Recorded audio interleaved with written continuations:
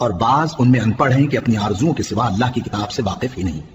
اور وہ صرف اٹکل سے کام لیتے ہیں۔ سو ان لوگوں پر افسوس ہے جو اپنے ہاتھ سے کتاب لکھتے ہیں اور کہتے یہ ہیں کہ یہ اللہ کے پاس سے آئی ہے، تاکہ اس کے عوض تھوڑی سی قیمت یعنی دنیاوی منفعت حاصل کریں۔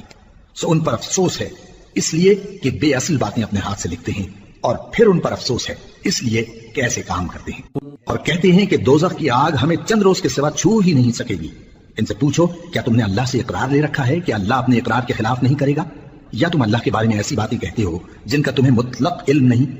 ہاں کیوں نہیں، جو برے کام کرے اور اس کے گناہ ہر طرف سے اس کو گھیر لیں تو ایسے لوگ دوزخ میں جانے والے ہیں، اور وہ ہمیشہ اس میں جلتے رہیں گے، اور جو ایمان لائیں اور نیک کام کریں وہ جنت کے مالک ہوں گے اور ہمیشہ اس میں عیش کرتے رہیں گے۔ اور جب ہم نے بنی اسرائیل سے عہد لیا کہ اللہ کے سوا کسی کی عبادت نہ کرنا، اور ماں باپ اور رشتہ داروں اور یتیموں اور محتاجوں کے ساتھ بھلائی کرتے رہنا، اور لوگوں سے اچھی باتیں کہنا، اور نماز پڑھتے اور زکوٰۃ دیتے رہنا، تو چند آدمیوں کے سوا تم سب اس عہد سے منہ پھیر کر پلٹ گئے۔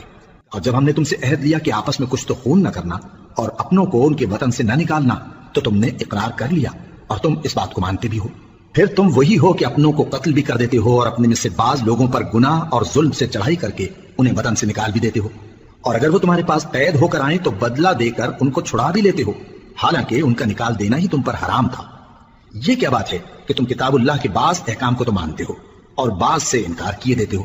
تو جو تم میں سے ایسی حرکت کریں ان کی سزا اس کے سوا اور کیا ہو سکتی ہے کہ دنیا کی زندگی میں تو رسوائی ہو اور قیامت کے دن سخت سے سخت عذاب میں ڈال دیے جائیں۔ اور جو کام تم کرتے ہو اللہ ان سے غافل نہیں۔ یہ وہ لوگ ہیں جنہوں نے آخرت کے بدلے دنیا کی زندگی خریدی، سو نہ تو ان سے عذاب ہی ہلکا کیا جائے گا اور نہ ان کو اور طرح کی مدد ملے گی۔ اور ہم نے موسیٰ کو کتاب عنایت کی اور ان کے پیچھے یکے بعد دیگرے پیغمبر بھیجتے رہے، اور عیسیٰ ابن مریم کو کھلے نشانات بخشے اور روح القدس یعنی جبرائیل سے ان کو مدد دی۔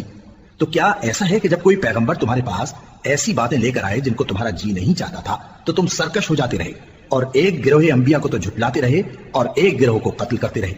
اور کہتے ہیں ہمارے دلوں پر پردے ہیں؟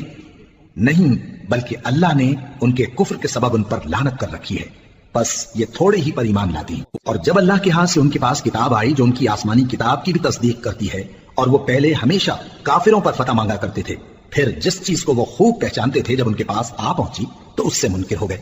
بس کافروں پر اللہ کی لعنت۔